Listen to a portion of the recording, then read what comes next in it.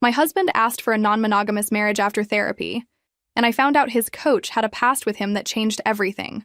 My life basically split in half on a random Tuesday night over cheap fajitas and watered-down soda, which is kind of funny if you think about the fact that I spent years imagining it would explode in some dramatic way, like a movie.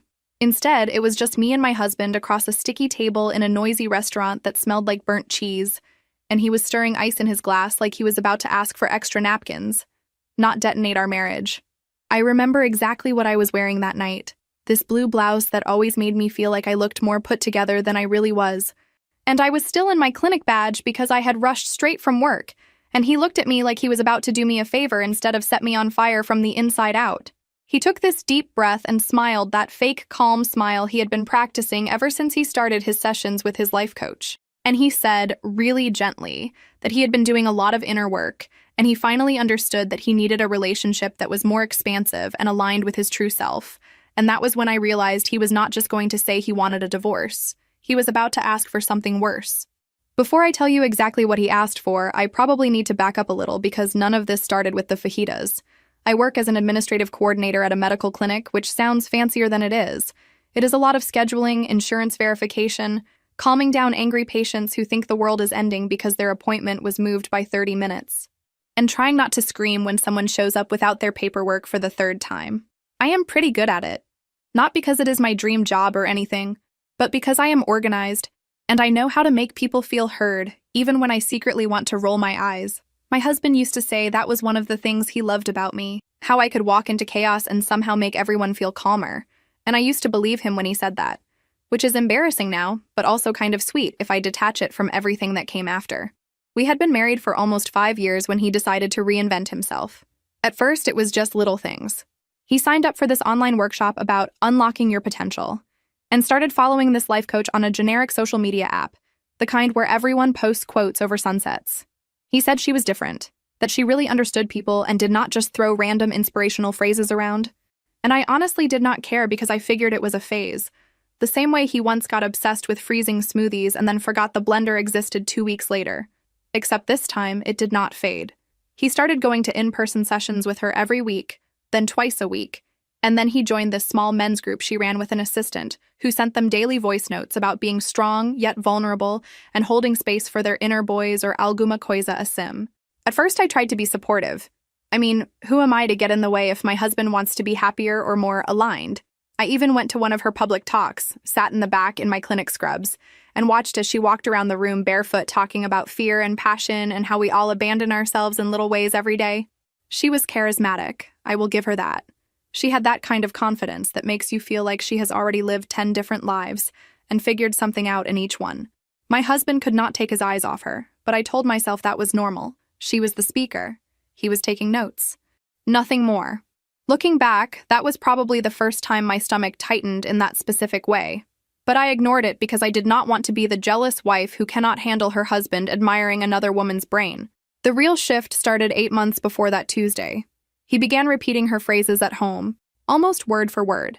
He would say things like, "My coach says comfort is the enemy of growth," whenever I suggested we stay in on a Friday night and watch something, or, "She really sees who I am underneath all this conditioning," when I asked why he suddenly needed to spend every weekend at these 3-day retreats she hosted.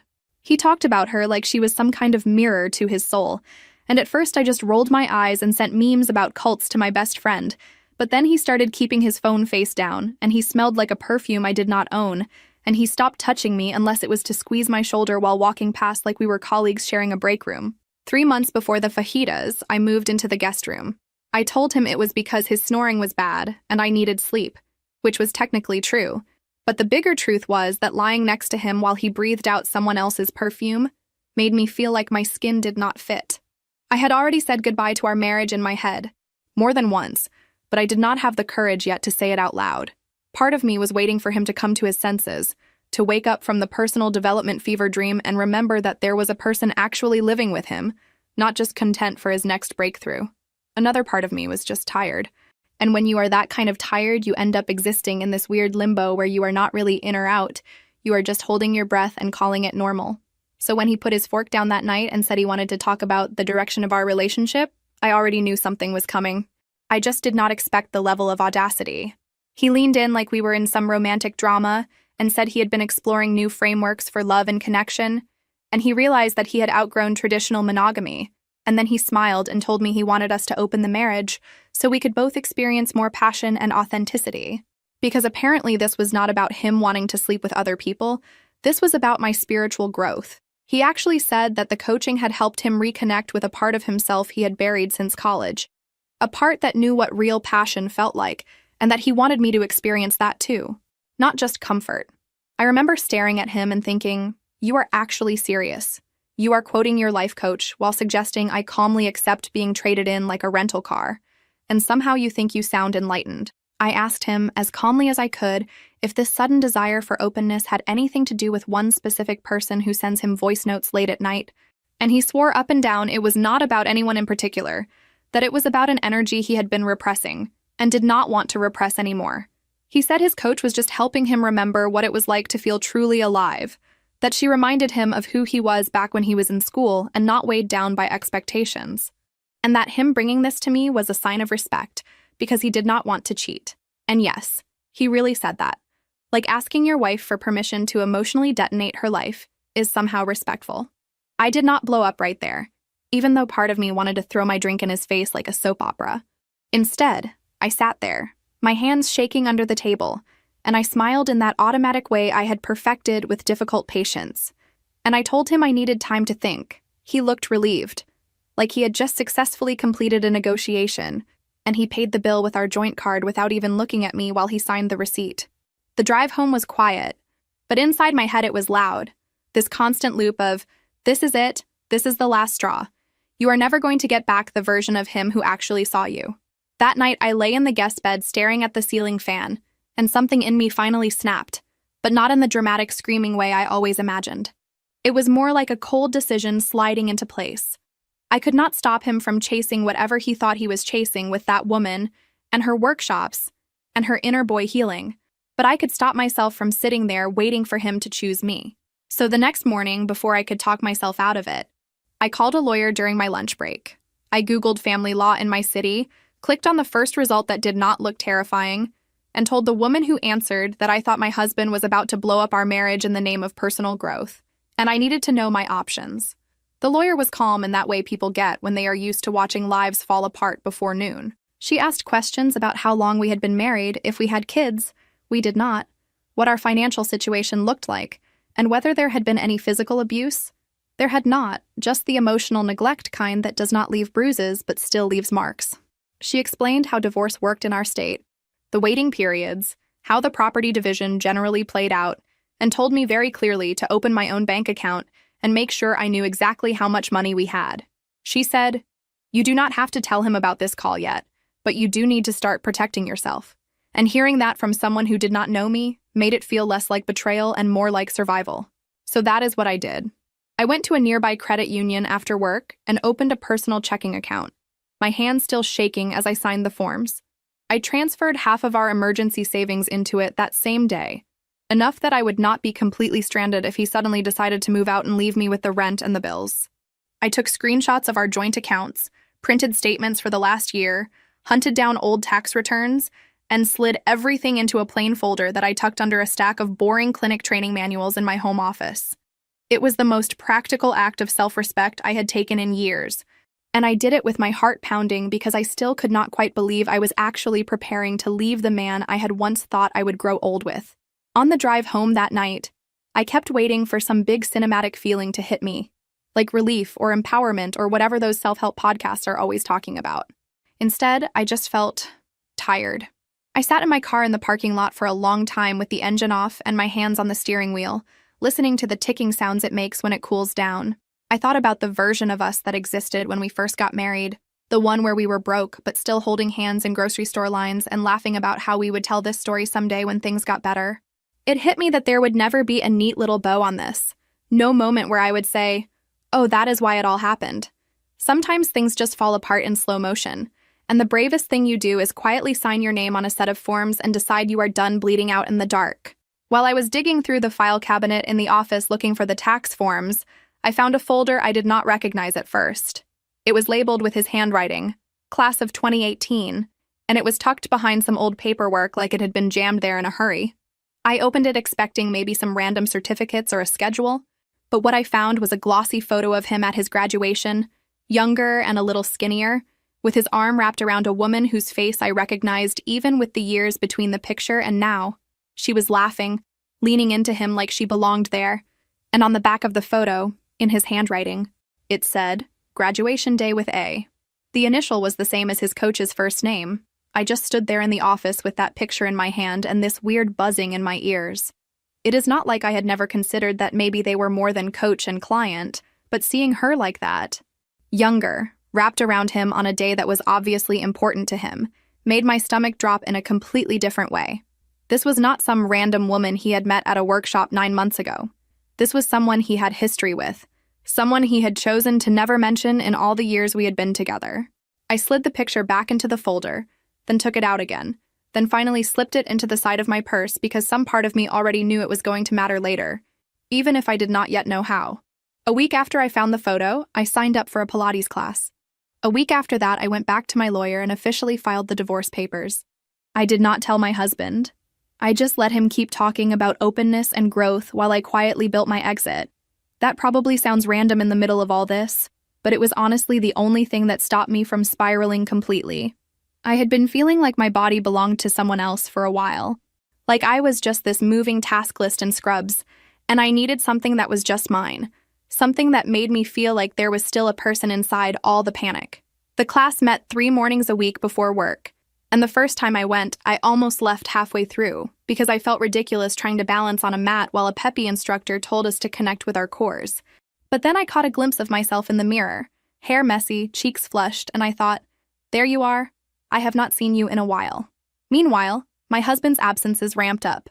He started coming home late 4 nights a week, always with some version of, "We ran over in group," or "Brad wanted to debrief," or "My coach needed to process something from her own past and asked if I could stay." I would hear the garage door creak open close to midnight and lie there in the guest room counting his footsteps, wondering if he was going to stop at my door or just go straight to the bedroom we used to share. Most nights, he did not stop. When he did, it was like he was visiting a neighbor, leaning in the doorway to ask if I was okay, saying he hoped I was really thinking about the open relationship thing because it could be really beautiful for us. I wanted to scream at him that he was confusing beautiful with convenient for you, but all I usually said was that I was still processing. Around that time, a coworker from the clinic invited me to a dinner at her place. She and her partner were hosting a small get-together with some friends, and she said I looked like I needed a night that did not involve listening to other people's medical complaints. I almost said no because I was tired and sad and did not feel like being anyone's entertainment. But then I remembered that my options were either sit alone in the guest room scrolling through photos of my own wedding until I cried myself to sleep, or eat normal food with normal people, so I forced myself to say yes. I told my husband I had plans that Friday and watched his face flicker for a second, like it had not occurred to him that I might have a life outside being the stable background character in his journey. At the dinner, I ended up across the table from a friend of their friend, a professor who taught at a local college. He was funny in this understated way, more awkward than charming, which honestly felt safer than the polished charisma I had been seeing every time I accidentally watched my husband's coach's videos. We talked about everything except my marriage at first. Work horror stories, weird students he had taught, how he once did a whole lecture with his shirt inside out and did not realize until the end. At some point, he asked how long I had been with my husband, and I said since right after his college graduation, and he frowned a little and said, "Really? I thought he said you two met a year later." On the surface, it was one of those totally normal grown-up evenings, with mismatched plates and a casserole that someone apologized for even though it tasted fine. Under the table, though, my leg would not stop bouncing. I kept catching myself comparing the way the professor listened when I talked to the way my husband had started glazing over halfway through any sentence that was not about his latest breakthrough. The professor asked follow-up questions, laughed at the right spots, and did this thing where he paused before answering, like he was actually considering his words instead of pulling some slogan off a podcast. I am not saying there were fireworks or that fate sat down at the table with us, nothing like that. It just felt like the first time in a long time that I was sitting across from someone who was interested in me, not in how I could fit into their idea of themselves. It was such a small thing, but it hit me like someone had yanked a loose thread I did not even know was there. I laughed it off and said maybe I was remembering wrong, but that comment stuck in my head like a splinter. When I got home that night and sat in the driveway scrolling through my messages, I ended up on my husband's tablet because my phone was dead, and I wanted to distract myself instead of marching into the house and demanding answers. He had left his account logged in from earlier, and I know I should have logged out and minded my business, but after months of half answers and coached phrases, curiosity had turned into something more like self-defense. I did not go digging through everything, but the first message thread I saw was with his coach, of course. I tapped it and there it was. A string of warm, intimate messages that were absolutely not what you would expect between a professional and a client. There were emojis and late-night confessions and one voice note transcription that said, "It feels just like the old days, before we let everything get so complicated." She had sent him a picture of some campus building with the caption, "Remember this corner?" And he had replied, "How could I forget?" And then there it was. That same tight feeling in my chest. Only sharper this time because now I had the photo from his folder, and these messages overlaying each other like two transparencies on a light board. I sat there in the dark garage with the tablet glowing in my lap, and my heart racing, trying not to throw up. It was not just that he was emotionally cheating on me, although that would have been enough. It was the realization that our entire origin story, the way I had always told it to people, might have been edited by him to cut out an entire chapter he did not want me to know about. He had not just found a random coach who saw him, he had found his ex, or whatever she was, and asked her to guide him through his growth, while I washed the dishes and tried to remember the last time he had asked about my day. I wish I could tell you that I stormed inside and confronted him with all of that right then, but I did not. Instead, I closed the tablet, put it back exactly where I had found it, and went upstairs to the guest room. I lay awake most of the night, staring at the wall, replaying every cute little story he had ever told me about his college days, and trying to see where she might have been hiding between the lines. By the time the sun came up, I had decided two things. 1, I was done pretending I did not know what was going on. 2, if he wanted honesty and transparency so badly, he was going to get it, just not in the direction he expected. A few days later, I met the professor from the dinner for coffee. Before you judge me, let me just say that I was not planning some revenge affair. I could barely keep up with my own emotions, let alone add someone else's to the mix. I just wanted to talk to someone who was not already part of my mess. Someone who had seen my husband from the outside and might help me make sense of this version of him I clearly did not know. I was honest with the professor about the basics. I told him my marriage was falling apart, that my husband had a life coach who seemed a little too involved, and that I had recently discovered they had history. I left out the tablet messages and the photo for the moment, not because I wanted to lie, but because saying all of it out loud felt like asking a stranger to hold my entire nervous system in their hands. He listened, really listened, in that way where he did not interrupt me except to ask clarifying questions, and when I finished, he said something that stuck with me. He said, "People in authority positions who blur boundaries like that, they always tell themselves they are doing it for your growth, but usually they are just using you to work through their own unresolved stuff." Then he admitted that he had gone through a divorce where a therapist had crossed lines with his ex, and he still had trouble trusting anyone who claimed to be a guide. That should have been my cue to keep my distance, because clearly we were both walking around with loaded emotional baggage, but instead it made me feel less alone. We started texting after that, nothing flirty at first, just little check-ins and memes about work. He was cautious whenever I brought up my husband, and when I told him about the open relationship suggestion, he went quiet for a whole day before finally replying that he was worried about me jumping into anything with him while things were that unstable. I hated that he was right. I also kind of loved that he said it anyway, even though it would have been much easier to just play the comforting outsider and slide into the open slot my husband was creating. Around the same time, I made a mistake at work and told one of my coworkers that I suspected my husband and his coach had known each other in college. I did not mean to spill that much. It just slipped out when she asked why I seemed so distracted. Her eyes lit up in that way people's eyes do when they smell a story. And she said, "Wait, what is her name?" I told her, and she said she could do some digging online if I wanted, because she used to work in marketing and had this whole background in searching people's old posts. Part of me knew this was possibly a terrible idea that would only bring more pain, but another part of me was tired of living in half shadows. So I nodded and said, "Sure, if you have time." By month 4 of all this, my body had changed enough from the Pilates and the stress that even my husband noticed. One night, he came home earlier than usual and found me in the kitchen in leggings and a tank top, hair thrown up, making pasta because I was too tired to cook anything elaborate. He looked me up and down in this way he had not in months and said, "Wow, you look different." I said, "Different how?" And he said, "I do not know, just stronger, I guess."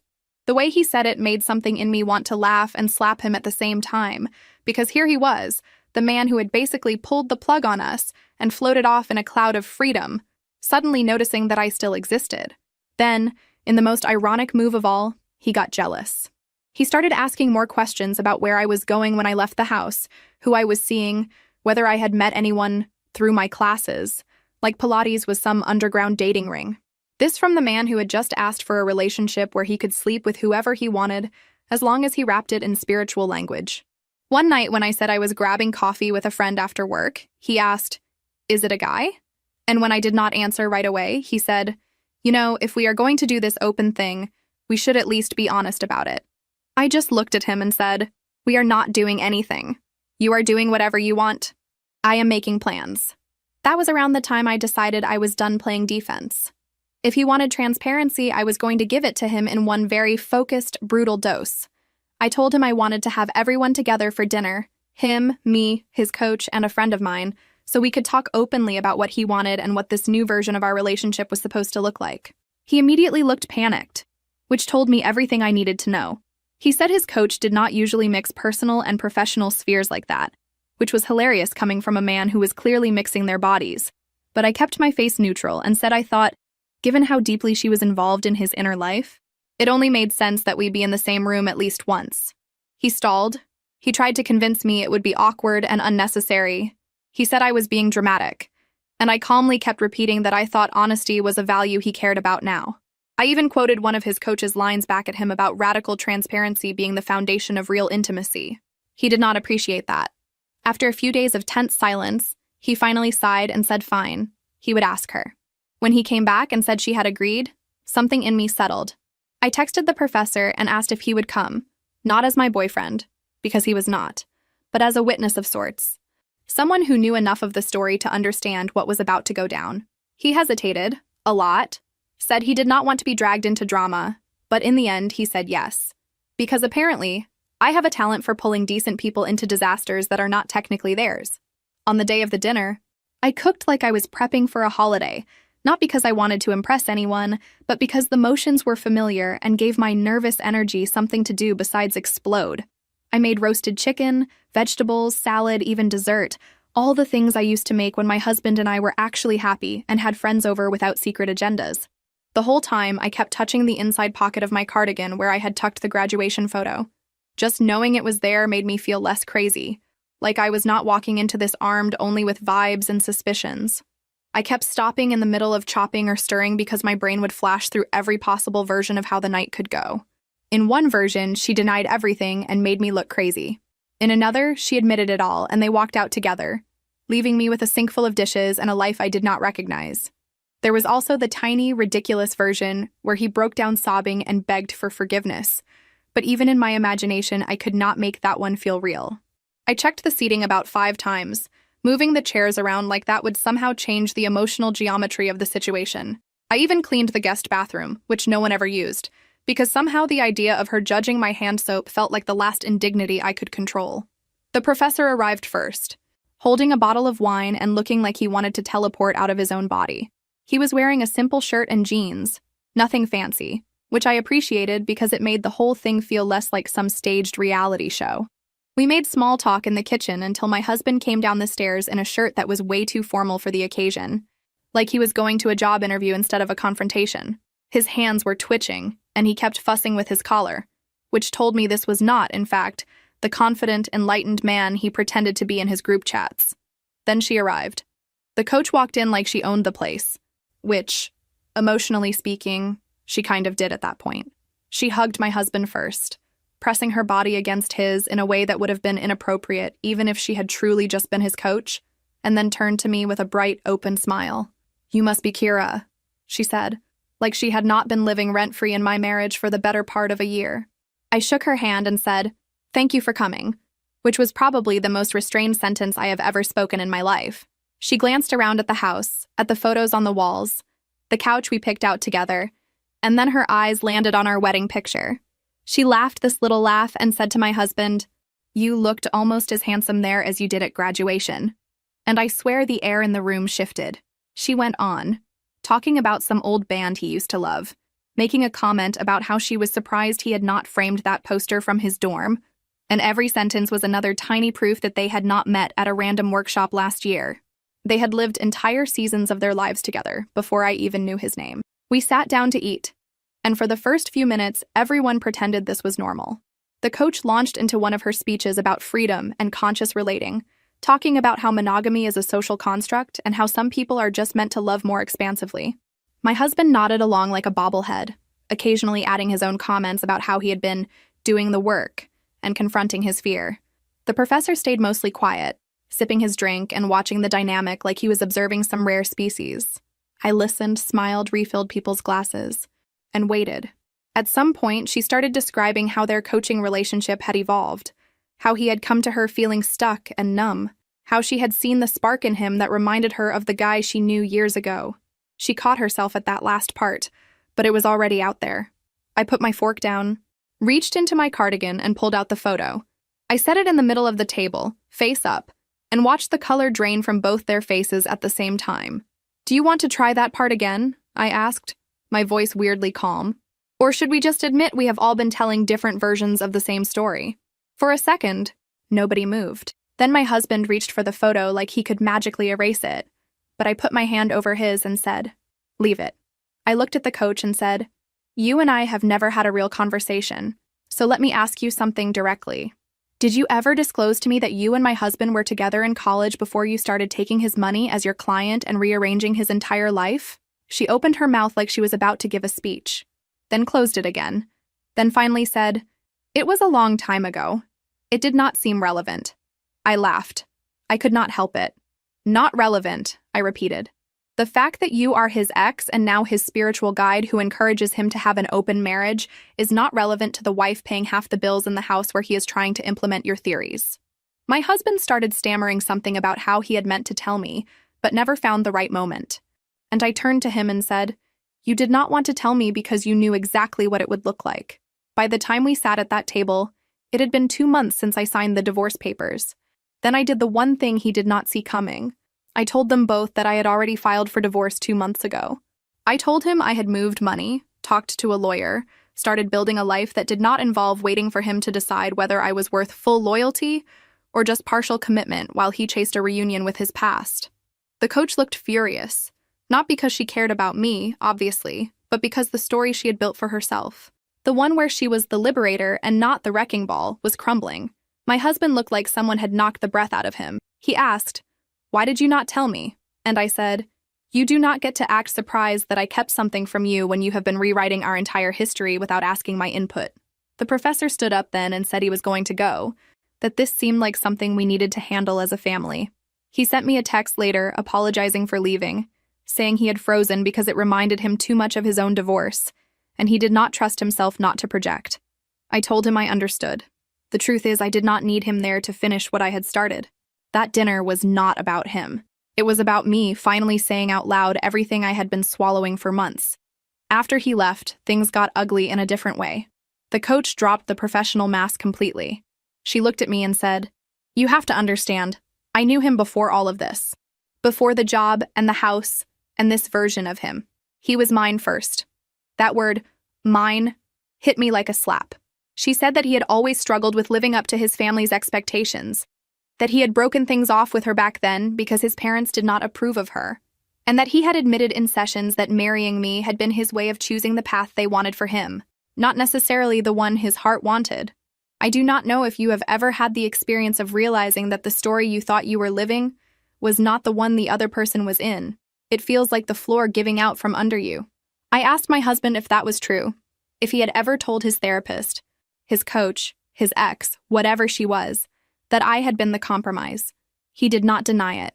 He just said quietly that he had loved me in his own way, that I had been good to him, and that he had hoped the rest would catch up.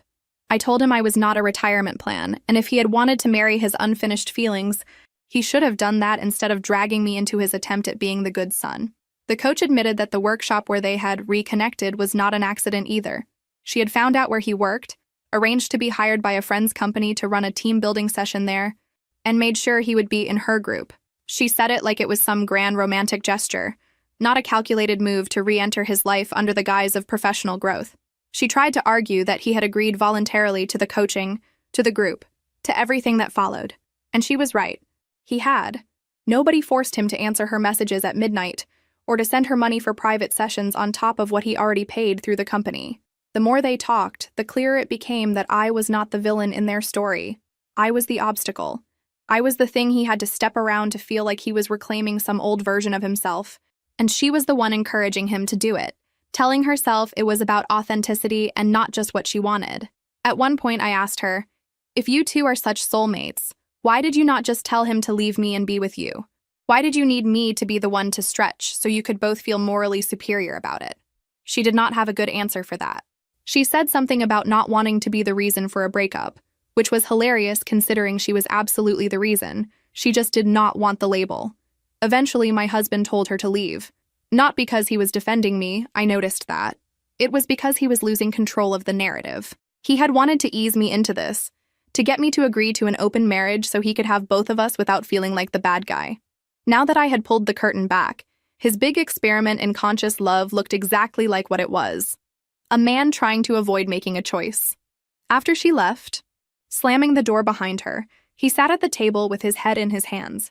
I cleaned up the plates because that is what I do when I do not know what else to do. Eventually, he looked up and asked, "Is there anything I can say to change your mind?" I said, "About the divorce?" "No. About how you treat women like extras while you chase your nostalgic fantasy?" Also, no. He said he had never meant to hurt me like this, which is the kind of sentence people say when they have not thought about anyone's pain but their own until the consequences show up. A couple of days later, my coworker texted me and asked if I could meet her after work. I thanked her, genuinely, for caring enough to dig when I had been too scared to look myself. She said she had found something and did not want to send it in a message. We sat in her car outside the clinic, and she showed me screenshots of old posts from his account on another social media platform, the kind he barely uses anymore.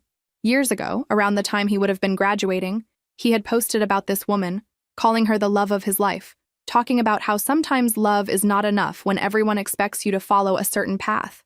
The last post before our relationship started was him saying that he was choosing stability, that sometimes you have to let go of a wild love for something more solid. Reading those words felt like someone holding my face up to a mirror I had been avoiding for years. It was not just that I had not been his first choice. It was that he had basically written an entire essay about choosing the sensible option over the person he actually wanted, and I had never read the fine print. I cried in my car for a long time after that. Not the dramatic sobbing you see in movies, but the quiet, exhausted kind where your chest hurts and your eyes burn and you feel stupid for being surprised. It was like all the little doubts I had pushed aside over the years had finally lined up and formed a sentence I could not unsee. When I told my lawyer about the financial stuff, she looked even more serious than usual.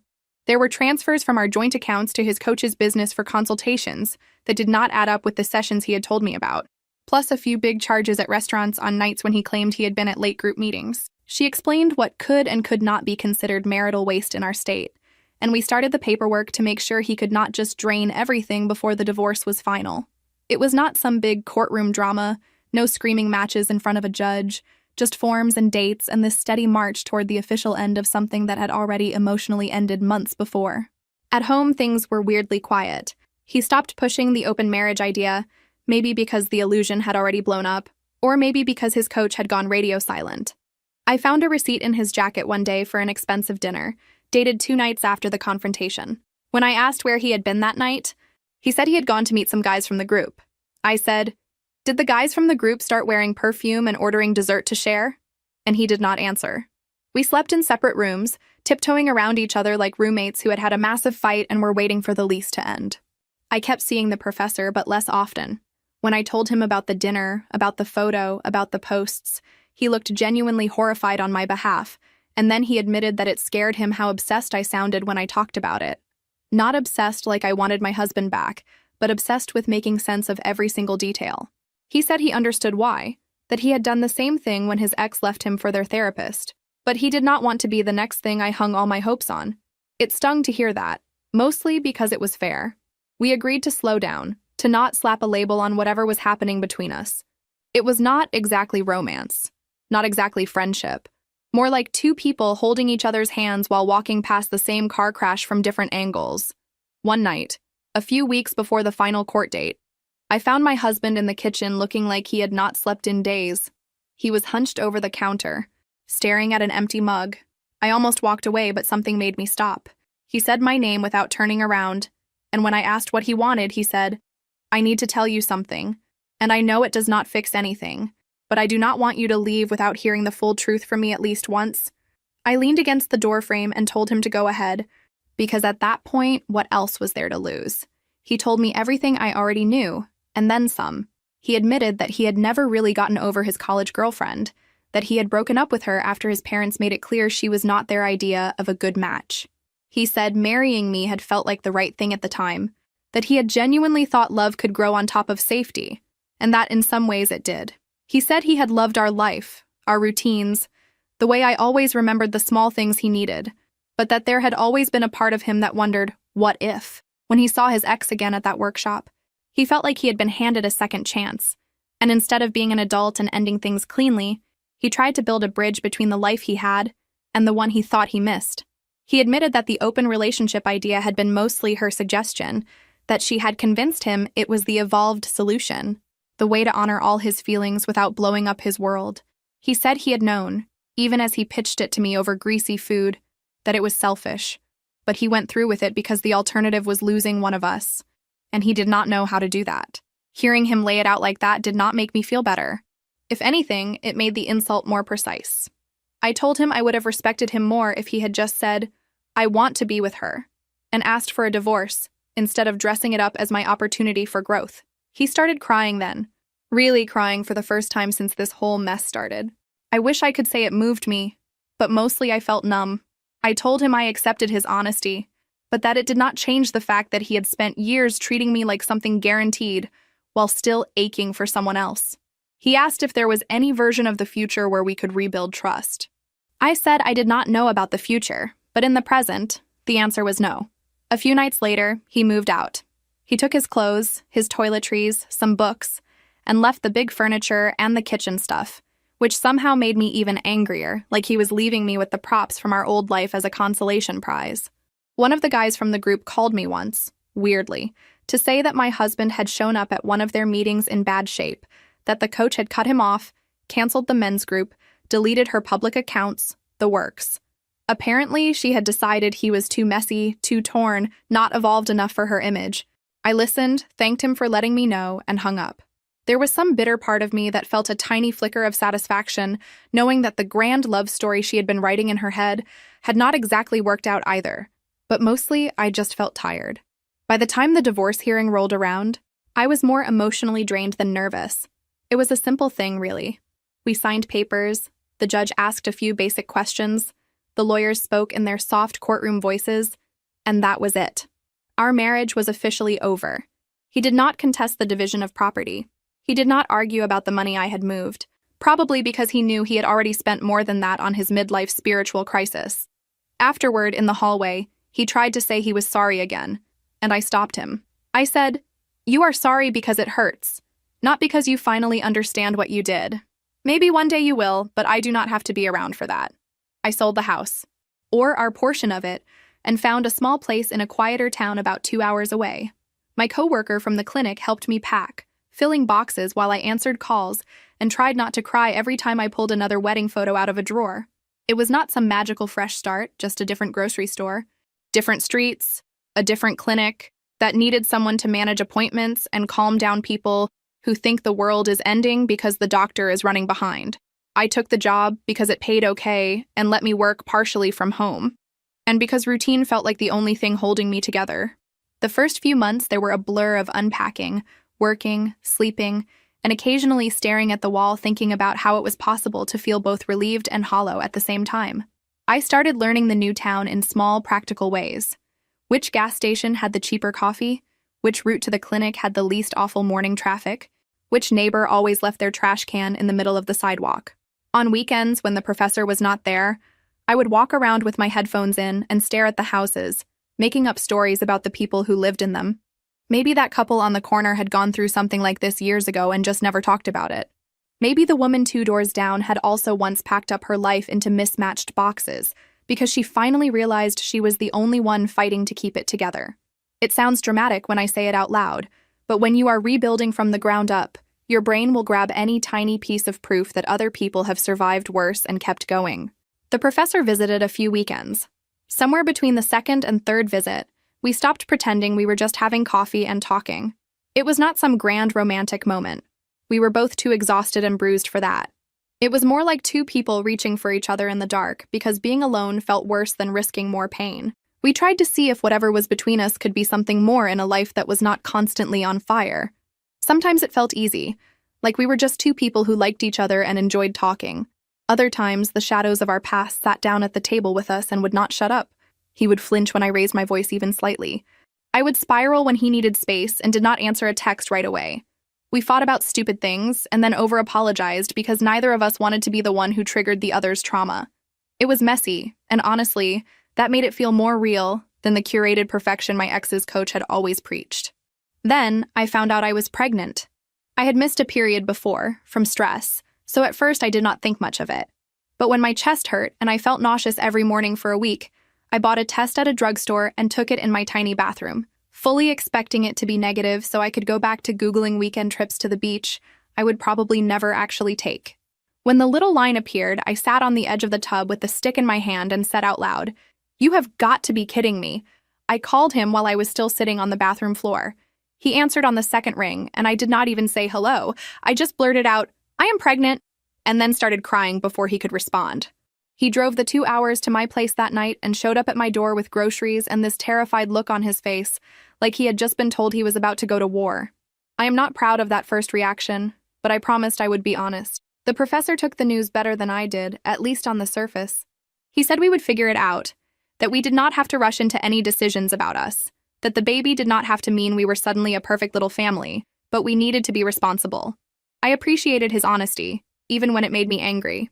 Part of me wanted him to say, "I love you. We have got this. It is all going to be fine," even if it was a lie. Another part of me had learned the hard way what happens when you build your life on someone else's fantasies instead of the reality they are actually capable of. Pregnancy is weird even when you are in a stable relationship. In my situation, it felt like my body was carrying both a new beginning and the echo of every bad decision I had made. Some days, I would put my hand on my growing stomach and feel this rush of protectiveness, like, whatever happens, you are my person now.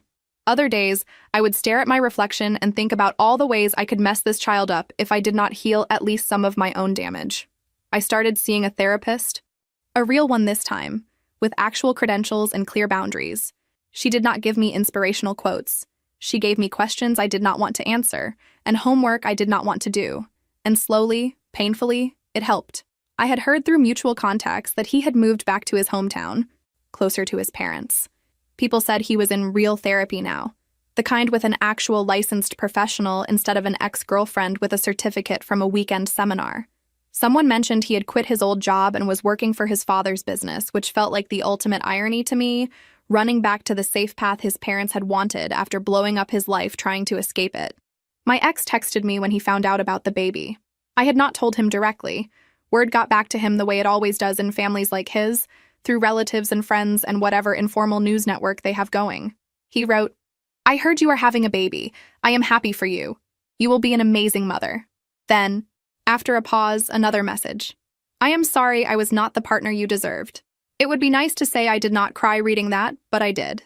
Not because I wanted him back, but because it was the closest he had come to acknowledging that I was not just the stable choice, I was a person he had hurt. I did not reply. There was nothing left to say that would not drag both of us back into a conversation that had already eaten enough of my life. The coach never reached out. Sometimes I would see a familiar face pop up on a suggested connection list on some app and my heart would race, but it was always someone else. Rumor had it that after a few months she moved to another state and started over with a slightly different brand name, new followers, new clients. I am sure there is a whole new group of people out there now being told that comfort is the enemy of growth, while she lines up their pain with her own and calls it fate. It used to make me furious to think about that. Now it just makes me tired. Almost a year had passed since that night at the restaurant with the fajitas, a year of discovery, confrontation, divorce, moving, and somehow, new life. My daughter was born on a cold day in winter. Labor was long and messy and not at all like the serene birth stories people post online. The professor was there, holding my hand, looking as terrified as I felt. When they finally put her on my chest, she was tiny and loud and absolutely perfect in that scary way where you suddenly realize you are responsible for a whole human being's life. I named her after my grandmother, the one person in my family who had ever shown me what unconditional support actually looked like. When I said her name out loud for the first time, I felt something inside me settle in a way nothing else had in months. The nights after we came home from the hospital were a blur of feeding and crying, and me forgetting where I had set down my phone every 10 minutes. There were moments at 3 a.m. where I would sit on the couch with her on my chest, cartoons playing on mute in the background, and think, this is it. This is the part no one can really prepare you for. Not just the exhaustion, but the way your brain keeps trying to run its old programs while your whole life has been quietly rearranged around this tiny person. Sometimes I would catch myself wondering what my ex was doing in those exact moments. Was he sleeping through the night in his parents' house, pretending he had not almost blown up 3 lives because he could not let go of his past? Was the coach somewhere in another state telling a room full of people that they needed to trust their desires, while conveniently skipping the part where those desires might land on someone else's marriage? It was petty, I know, but those thoughts showed up between diaper changes and bottle washes, whether I invited them or not. Being a mother did not magically heal all my wounds. I still got triggered, still had days where I resented everyone who had ever lied to me, still had moments where I caught myself wanting to check my ex's profiles just to see if he looked miserable enough. But holding my daughter gave me a different kind of anchor. It made all the boundary work feel less theoretical. When you have a tiny person watching you, even before they understand language, you start thinking about what you are modeling when you let someone treat you like an option. I do not mean I suddenly became some fierce warrior who never doubted herself. I still second-guess things. I still overthink. I just have less tolerance now for stories that require me to shrink. The professor and I are still figuring ourselves out. Some days we feel like a team, trading off baby duties and laughing at how unprepared we both were. Other days we snap at each other over ridiculous things, like who left the laundry in the washer, because underneath the fatigue there is still fear. Fear of repeating old patterns, fear of failing each other, fear of letting the ghosts of our exes sit at the table between us. We talk about it a lot, probably more than most couples. Therapy helps with that too. We are not some fairy tale ending, just 2 people trying not to run away when intimacy feels like walking into a room where all the lights are on. Sometimes late at night when the baby is finally asleep and the house is too quiet, I think about my old life like it belongs to someone else. I can see myself in that blue blouse at the restaurant, trying not to cry while my husband pitched an open marriage like he was offering me a wellness retreat. I can see myself sitting in the car with his tablet, with the photo, with the posts, connecting dots I did not even know existed. I feel bad for that version of me, the one who thought that being chosen at all meant she was chosen fully. If you are wondering whether I regret marrying him, the answer is complicated. Without that marriage, I would not have my daughter. I would not have half the insight I have now about what I want and what I will never tolerate again. But I do regret how long I stayed in the role of the reasonable one while everyone else around me followed their feelings wherever they went. I regret how many times I told myself to be understanding when what I really needed was to be honest. I used to think closure meant getting a neat explanation from the person who hurt you, a confession that lines up with your pain and makes it all make sense. That is not what I got. What I got was a messy half-truth from a man who still barely knows how to sit with his own shame, a confusing silence from a woman who probably tells herself she did nothing wrong, and 100 little realizations that came way too late. And still, somehow, that has to be enough, because life does not pause and wait for you to solve every emotional puzzle before the next one arrives. Now, when I rock my daughter to sleep and she curls her tiny hand around my finger, I do not promise her that she will never get hurt. That would be a lie. What I promise, quietly in my head, is that I will not teach her to be grateful, just to be invited into someone's life. I will not tell her that stability is the same thing as love. I will not raise her to think that she has to turn herself into the most reasonable, accommodating version of herself to earn basic respect. If I can manage that, even with mistakes, then maybe all this chaos will not have been for nothing. I do not know if my ex ever really understood what he did, or if his coach ever saw herself clearly in the story, instead of as the heroine she probably thinks she is. Maybe they both moved on, telling people about the time they bravely pursued their truth and left out the part where someone else had to pick up the pieces. That is their narrative to live with. Mine is different. Mine is the story of how I finally stopped being the middle ground between somebody's past and somebody's fantasy and started being the main character in my own life, even when it felt terrifying, even when it meant starting over with a baby on my hip and no guarantee that this version of the story ends neatly. But when I look around at this small, messy life I am building, it feels like it actually belongs to me, not to someone else's plan. And honestly, after everything, that feels like more than enough for now.